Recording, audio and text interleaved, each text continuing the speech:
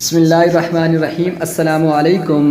وفاق المدارس العربیہ پاکستان کا ایک اور بڑا اعزاز رابطہ عالم اسلامی کے زیر اہتمام 20 جنوری 2021 بروز بدھ کو اسلام آباد میں مسابقہ حفظ قرآن کا انعقاد ہوا، جس میں ملک بھر کے تعلیمی مراکز کے 10 سال سے کم عمر 12 حفاظ بچوں کا انتخاب ہوا۔ ان میں پہلی پوزیشن دارالعلوم لوڑئی بلوچستان کے طالب علم حضرت عمر نے حاصل کر کے 5 لاکھ روپے نقد انعام حاصل کیا، جبکہ ان کے استاد کو 1,50,000 روپے دیے گئے۔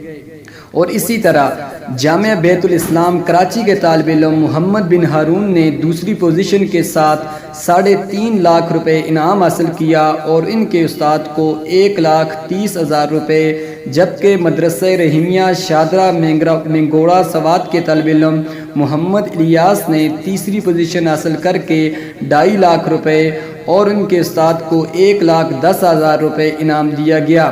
تمام انعامات تقریب کے مہمان خصوصی صدر پاکستان جناب ڈاکٹر عارف علوی کے ہاتھوں دیے گئے، جبکہ سعودی عرب کے سفیر اور رابطہ عالمی اسلام کے ذمہ داران بھی موجود تھے۔